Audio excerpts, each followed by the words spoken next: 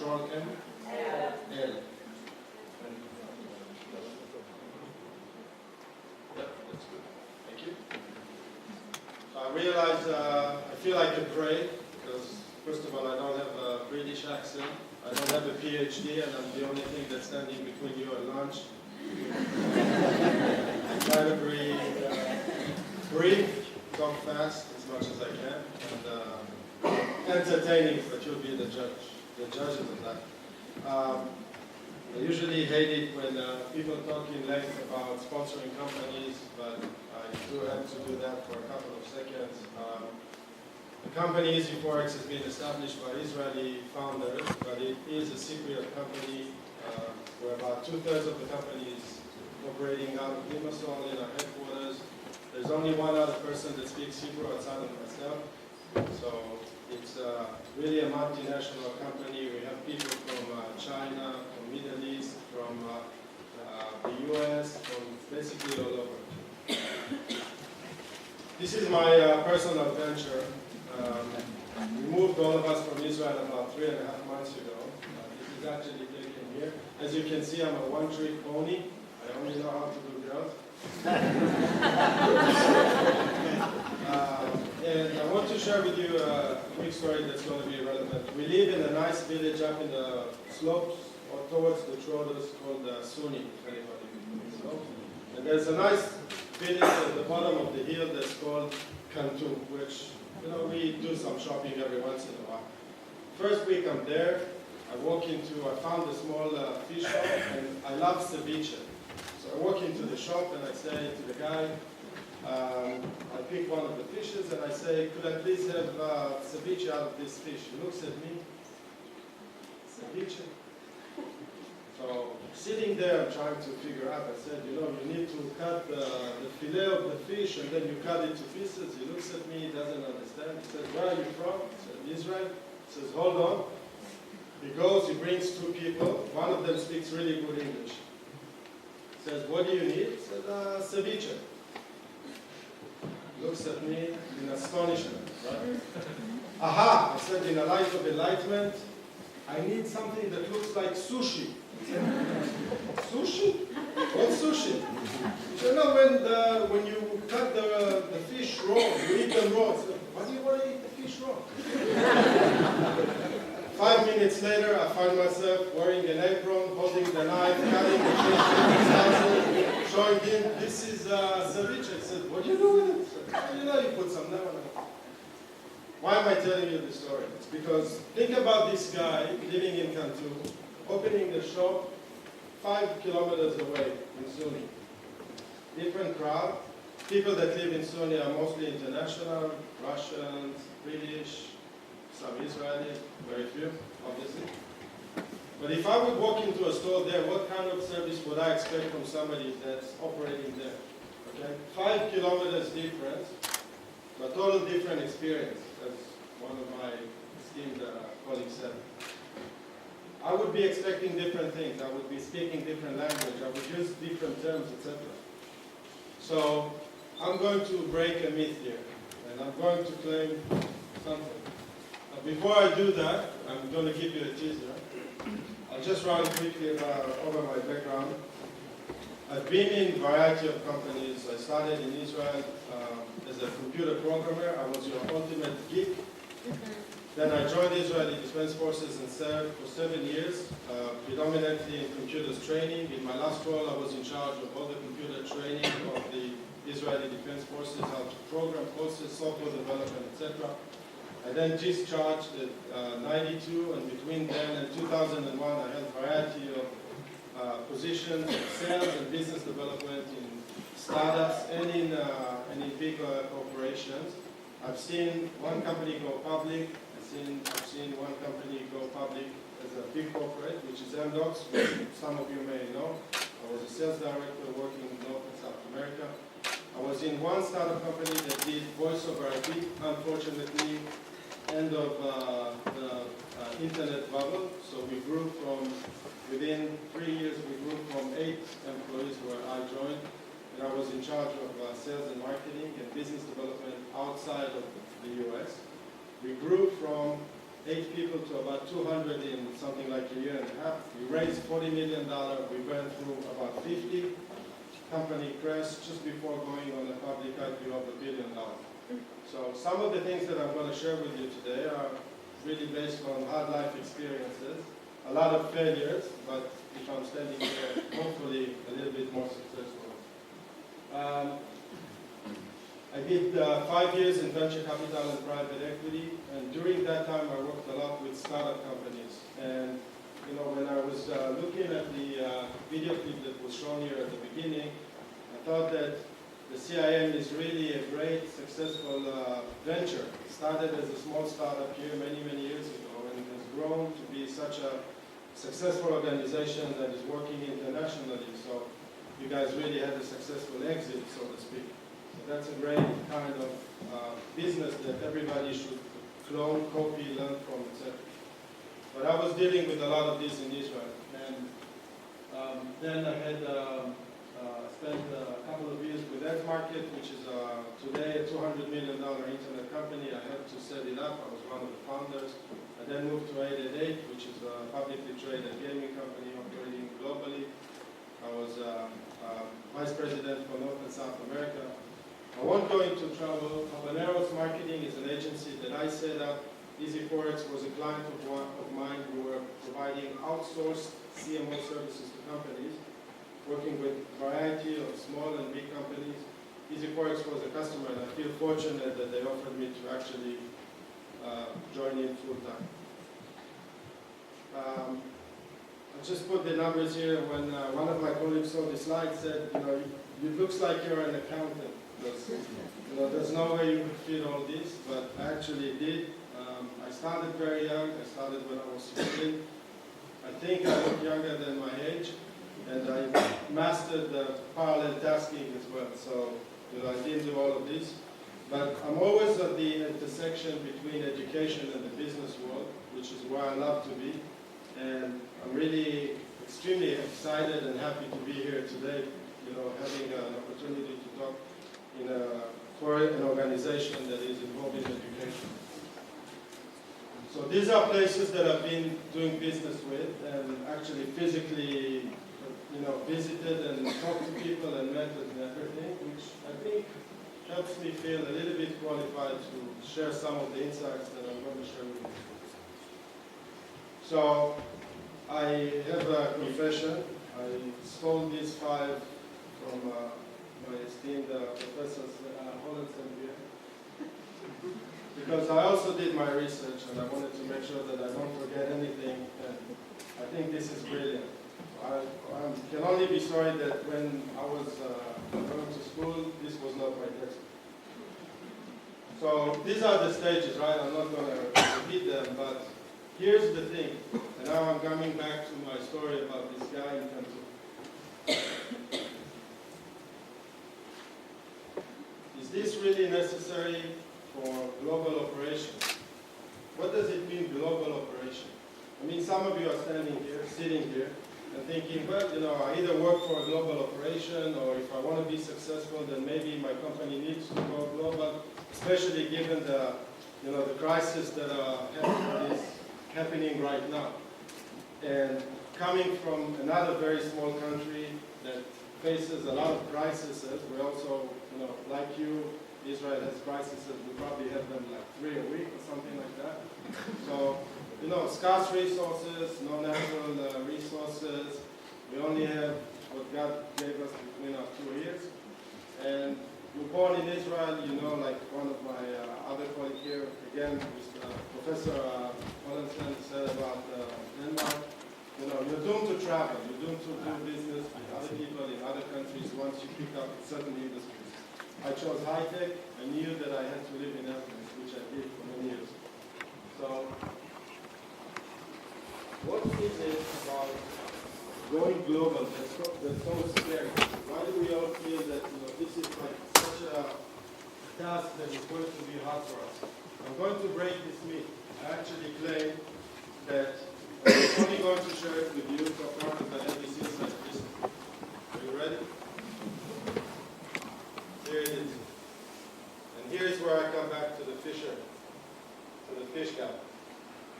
It doesn't really matter if you have to go from Canton to Sony, or if you go from Limassol to Nicosia. They are the same steps that you need to take care of. So if I would go back to the slide of the things that you need to do when you go to a different place, they would be the same. Just take out the word international or global, and you face the same thing. Okay? I have people here from Canada, for example. You know, you go from Toronto to Montreal, different language. There are dozens of places like that and countries like that all over the world where if you are born and you want to do business in a different city, you got to start thinking differently. Everything is different. So you got to prepare for it. You got to have a good plan. You have to have the right people. You have to follow the steps that you read on the textbook. So do not be afraid of going global. Do not think that you need to do new things. If you're successful in what you're doing, if you manage to expand your business, you follow the basic rules, you can do that. And I would like to encourage you all to think like that, because I think the success of this island right now depends on people like you, people like me, people like you, that can really help take the companies you're working at right now and really make them more successful on a global, international. So here's a quiz. When you go global, raise your hands, all of you that think that you should keep your brand. Okay, that's fair enough. A couple of courageous people, that's good. Raise your hand if it's big. Sorry, first one was to localize your brand and message. How many people of you think that you need to localize your brand? Okay. How many people think that you need to keep it current? Stick with what you have. Do not change it. Okay. How many people think that it depends? Okay, you can go for lunch. Adidas ads. Okay, Adidas is a successful company these days? Yes. Good. Impossible is nothing. This guy is Messi, by the way, when he was a bit younger. This is how the ad looks on the Western world. This is how the ad looked at China. What do you see here? Same slogan, same message, but adaptation, obviously. Right? Who recognizes this smartphone? Yeah, funny, huh? This is how the website looks in the US. This is how the website looks in China. And I had one of my colleagues here that helped me to translate. It says exactly the same. Okay? English, Chinese. So you have one company that made an adaptation, one company that made it successful. That stick the same. Coke. Successful company? Yes. Yay! Exactly the same, right? This is Russia on the right, China on the left. Does anybody here know a company called SodaStream? Okay. I'm happy, proud to say Israeli company. This is their website, the global one. Okay? They talk about being green. You save bottles and cans, because basically what it does is you take this bottle, you put soda inside, and you use essence in order to put flavors into creating your favorite drink. So you keep the same bottle, actually. Excuse me. Yes. Is it they did some damage on this company? I don't know which company. They tried to cut it down. It was in the news. That this machine make Coca-Cola or Pepsi, or does it make everything? What does it do? It does something that is closer to Coke, but I don't think there was a... I'll show you why I'm pretty confident that they're pretty good. I think it's a brilliant comment. By the way, the definition of brilliant comment is because I have a slide that answers. So, this is how it looks in the UK, right? Totally different. And they're talking about revolution and electric machines and what happened just here? Total different message, total different offering, total different website. Coke is successful, right? They compete with Coke, by the way. So the question is great, and here it comes. This is a chart that shows how much the price of each one of the companies went up or down during the past 3 years. So the upper one is SodaStream. So which company is more successful? You got it. So here is a case where actually going and changing the message and the looks in every different country has actually made it successful. So my point is that there are actually no rules, and that's why I said that all of you that said number C should, can really go up. There are really no rules. You need to have a good plan. You need to follow the same things. Again, whether you are working for a small company, which is a VC-backed startup company, whether you are working for a company like easy-forex that's been in business for 10 years now and is established and profitable, or even if you're a small fisherman from a country. So what would be the things that I would ask you or suggest that you follow? But before I go there, I remember that back in '98 when I was working for this voice over IP company and I was running marketing was very, very simple. I remember that back at the time, we actually only had like, we would read books like that, and you probably recognize this book from here. I may did my history a little bit wrong, it probably wasn't there in '98, but you get the point, right? So you would read a few books, and you do like a website, a business card, you had a brochure, you go to a show, so you need a nice booth, but that was it, right? How does it look today? It's a really tough puzzle.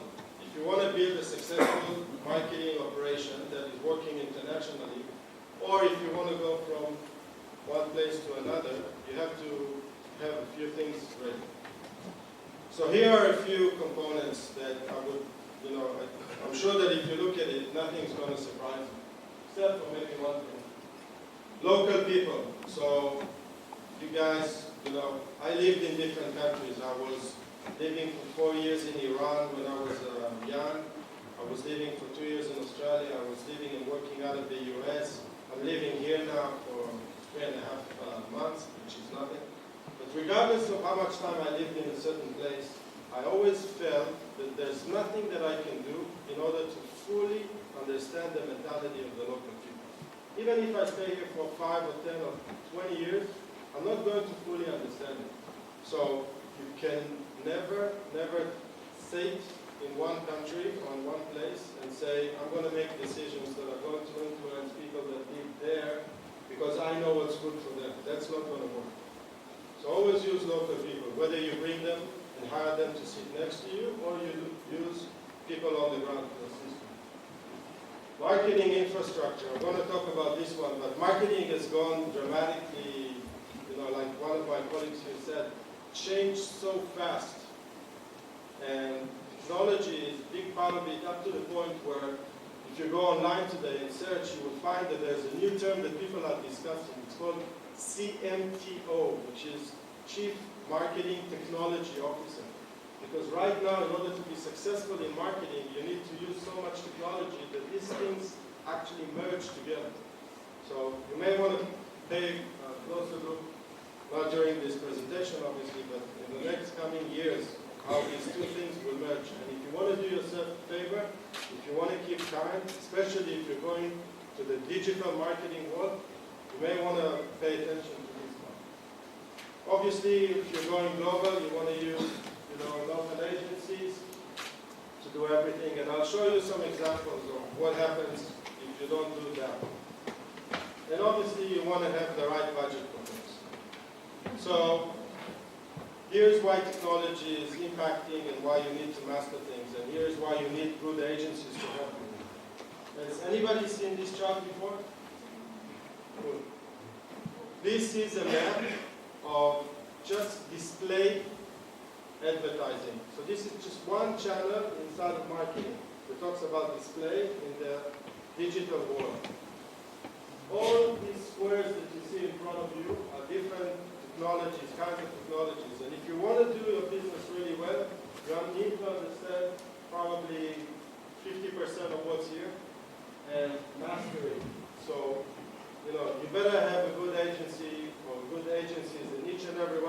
churches you want to go to in order to be successful in life. What do I mean when I said marketing technology? Just to give some examples. So, you need a website. Whether you sell offline today or online today, you've got to have a website. That's given, right? People go online to search. That's your front end to the shop, so to speak. This is what people will think about you. This is the first impression. This is everything. So make it look nice. Analytics. Today, if you can't measure something, it doesn't exist. And people used to come to me and tell me, we need to do this and this and this and that when I was still consulting.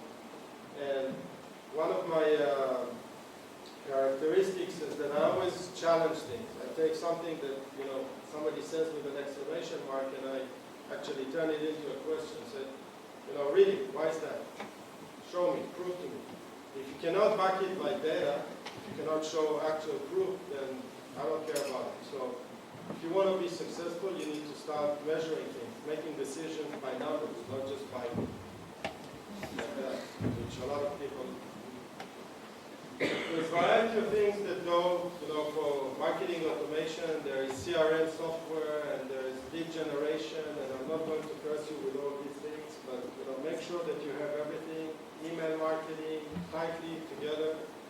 And obviously, one of the biggest buzzes out there this past, year or so is what people like to call big data, which is actually just another fancy name that somebody found that could make a lot more money for things that have been here for years, which is really understanding your business by numbers. This is business intelligence. I promise to not to bore you when I see some people dozing, so here are a few enlightening things that I would encourage you to do. Do you know this guy? How many people know this guy? Okay. First thing you do tomorrow, Monday morning when you go to work, is you go on TED. Does anybody know TED? Okay.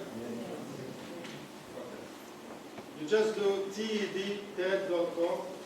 This is an organization that brings people from all over the world to give presentations. I think there was an event here in Nicosia a month or 2 months ago.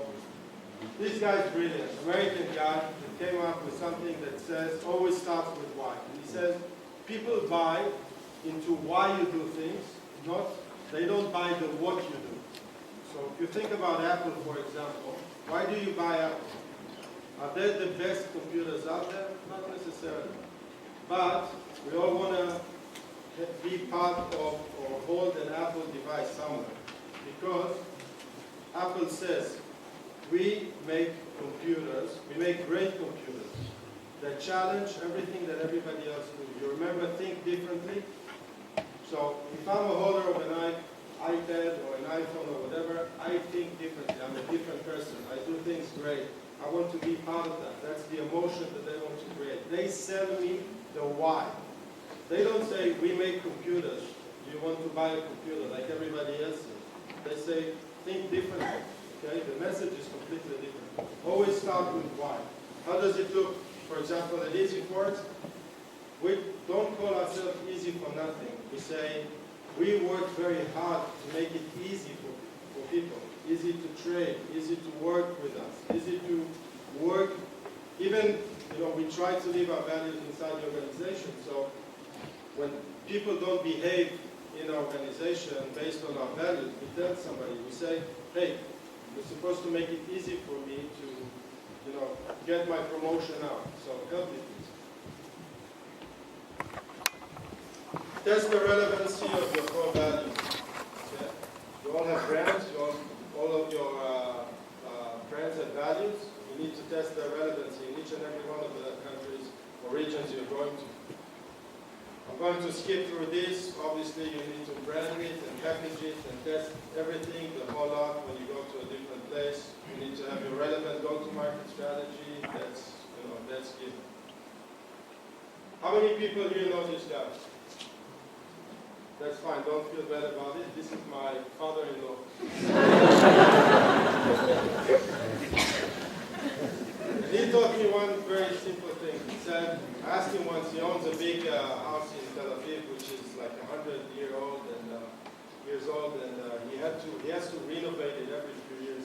And I was asking him one day, I said, you use all these so expensive materials. Why are you not trying to save a little bit? He said, I don't have enough money to save.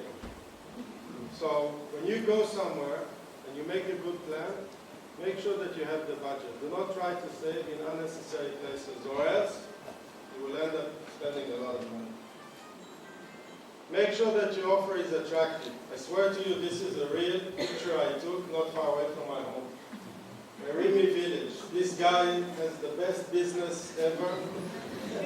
You come with your car, he gives you a bucket with water, and you can wash your car. It only costs €1.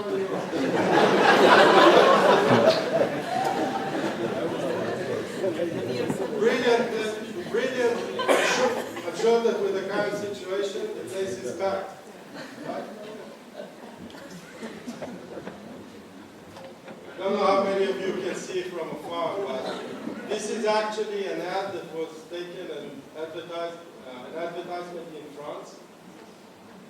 If you later on download, I'm helping you now. When you download this presentation from, or when you get it or whatever, have a look at what's in the small, near the red arrow. Okay? That would be a small surprise for you. By the way, some of the content here is rated. If there are any young kids in the audience, please check them out. There's a naked guy.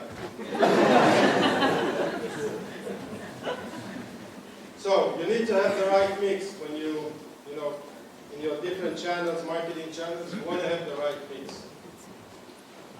How many people of you ever tried to launch an application in your organization or a video clip or something and heard this sentence? We don't need to put a lot of money on it because a lot of people are going to see it. It's really viral. I'm sure you heard it, right? So in Israel, for example, it's very common because such an entrepreneurial country. It's the only place where my mother calls me at 6 o'clock in the morning. I swear to God, this happened. She calls me, she's 72. She says, I had this idea for an iPhone application. I need you to listen. I said, okay, Mom, can this wait until 9? She goes, no, because I woke up, it was like 3 o'clock in the morning, and I sat for half an hour to write my thoughts, because I'm going to do it. Right? I said, Mom, how are you going to, the idea is cool, but how are you going to advertise it? Do you have the budget for it? She said, no, I'm sure it's going to be so viral. Yeah, right. If you don't have the budget for it, don't go for it. Social media. This one I'm sure you guys all know. So many people say, yeah, we got to be using social media. We'll do a Facebook page. Yay! And then the page stands there with 5 likes. Usually it's family members, right? And a couple of enthusiastic guys that really want this product to go out there, but again, you don't have the budget for it, so it stays with 5 people, and then you also have this cool icon on the website. So people go to your web, they click it, they go and they see 5 people, and then what happens? You just shot yourself, right? So again, make sure you do it the right thing. And also in social, same picture that I showed you before. Brazilian places and different venues and technologies. So if you decide to do it, again, do some help. Why do you want to use agencies? How many people here know what search engine marketing is? Okay, I would strongly urge all of you to understand because this is the future. How many people here actually search for things on Google? How many people here click some of the results that you see? I'm assuming all of us, right? Because otherwise why we would go on Google? Just to look at what's coming, that's probably not going to make a lot of sense, right? All the things that you see there are not there just randomly. The top results are being financed by companies such as us. This is called search engine marketing. We make sure that we appear at the top of the list all the time. In every keyword that we, with our criminal minds, think about, that you may try to one day wake up at 3 o'clock in the morning and decide to key inside. And the rest of them, Google knows how to search and crawl a lot of different websites and just put there in order to, for people to find it, which is called SEO, which is actually the organic way in order to, for Google to rank. So search engine organization, organic and find it. Here's a company that came to me a while ago, and I said, who's doing this for you? They said, well, we have our own internal people. So I said, that's good, let's look for your ads. So, I was Googling one day, and then I get this. And the article, it says, I'll read it for the sake of you, or for people who cannot read, it says, how to make a yummy lemon cheesecake. That's legitimate until now. Only the company is actually selling something that's called change monitoring, which is a complicated software development tool. So no connection between the two. They just paid money for somebody to put the ad here. Obviously, nobody's going to click it. I mentioned SEO. And again, do you know why the ranking in the first page of the Google results is so crucial for companies like us? Here's the thing. Click-through rate, this is the right-hand curve. Usually, and probably you can think about it intuitively, people click the highest ones, right? You usually find what you look for, the first or second or third or whatever. How many of you, went to the second or third page? Not a lot, right? So usually you click the top ones. The difference between being number 1 and number 10 is you get 18 times more people click on the first one than the 10th. So every place you can get, as you can see from here, is crucial, which is why you really need to spend money if you want your website to be found. So the fact that you have a website doesn't mean that people are actually going to come there. If you want people to come there, again, you need to make sure it's there. So that should be part of your mix. Using the right media channels. I knew I'm going to get good laughs from this one. Right? You may want to use these things smarter. When you go somewhere and you place your ad, you need to test exactly where the location is going to be. Which is why you need a good localator. Otherwise you get things like that. Now, how cool is that to be a Mac lover? Naming conventions. When you go to a different country, should you check the name of your product? This is Mazda. Okay, for those of you again who can see, I'm going to zoom in. How many of you are going to buy this car? Huh? If you live in Argentina, in Buenos Aires, would you buy this one?